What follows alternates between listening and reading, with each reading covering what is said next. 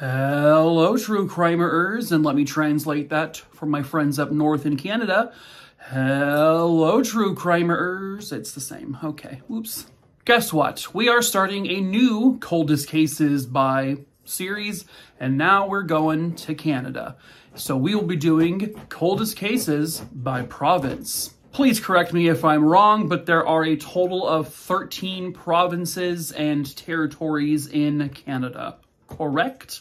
Well, today we are starting in Alberta, so this is the case of Mary Ann Plett. Viewer discretion is advised.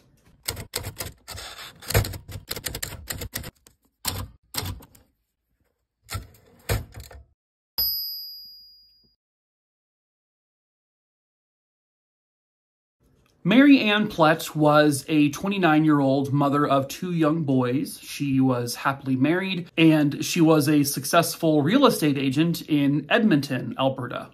On September 15th, 1971, Mary received a contact from a man by the name of James Cooper. And apparently this man had come into her office and he wanted to see property specifically in Luma, which was 30 kilometers outside of Edmonton.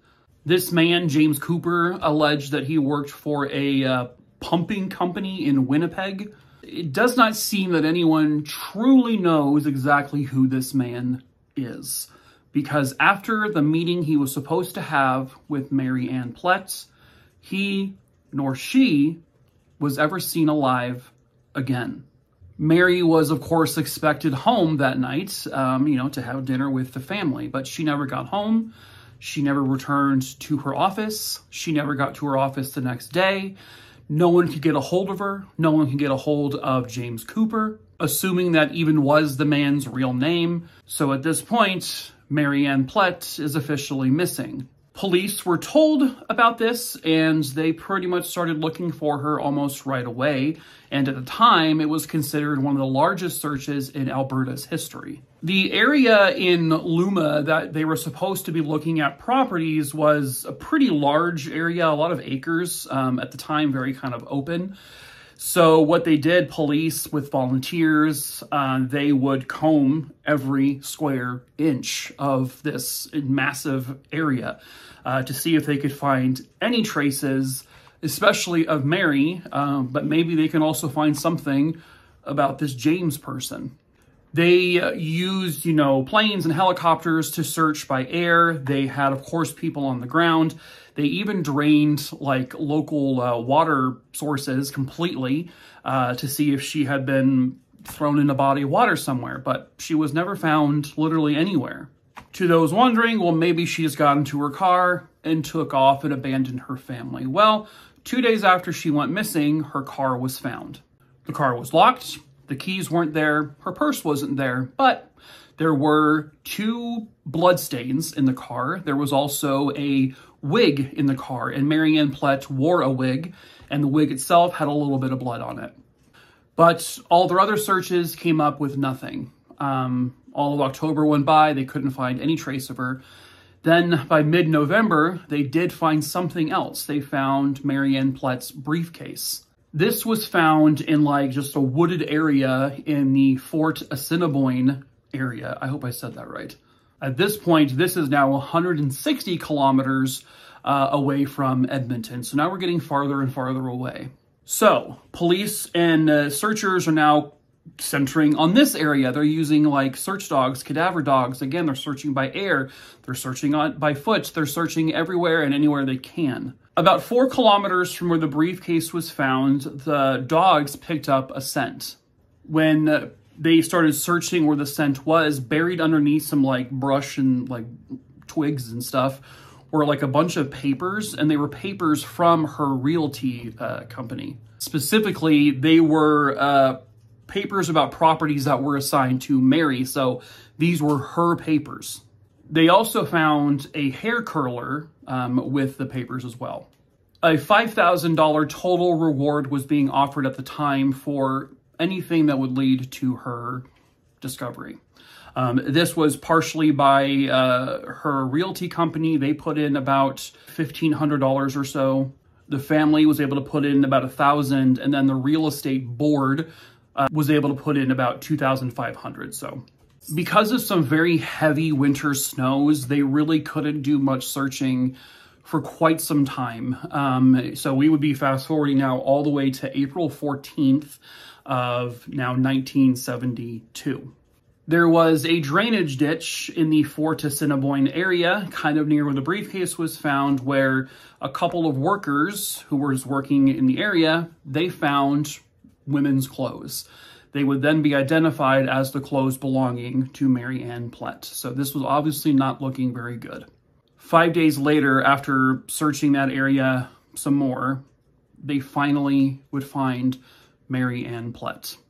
They found her skull and like a handful of bones, but her entire body was not found. But they would, obviously using dental records, would confirm that this was her body.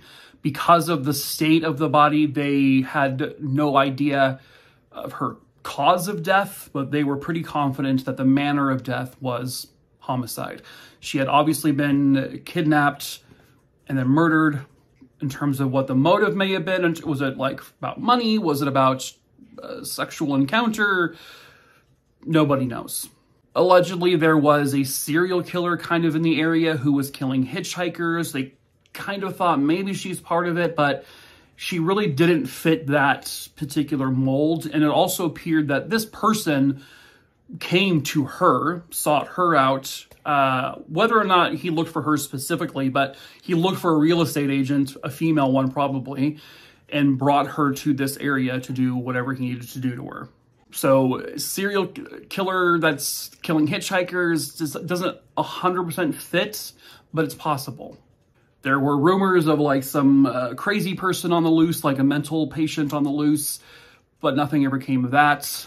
So really, the person they need to talk to is this James Cooper person, but they're like 99% positive that this James Cooper person is the man who killed her, so he won't willingly come forward, more than likely, if at this point he's even still alive.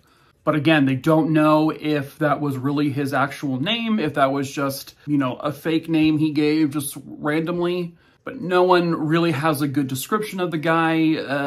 No one really saw him other than Mary. Unfortunately, that's kind of where it is. That's where it's left. To make matters even worse for the Plett family, so her husband, his name was Jake, he eventually would remarry several years later. And unfortunately, in 1978, he was on a plane, a Pacific Western Airlines 737, and that was going to British Columbia. He was on the plane with his new wife, Marion, when it crashed. He and Marion were part of the 41 individuals who died in the crash. So 2 tragedies befell this family within a decade. And unfortunately, one of them will still haunt them to this day because no one knows who killed Mary Ann Plett. If for some reason you are out there and you have any information about this, you can contact the local police departments out there, the RCMP, I assume, to let them know your information. And you can do so anonymously to help get some closure for this family. But that is it for today's shorter true crime video. So I will probably have another shorter video tomorrow and then back to my longer content on Tuesday. So in the meantime, until then, true crime Maroonies, ta-ta for now, Schmoky Lokies. What is that? No idea. I'm not even talking to anyone.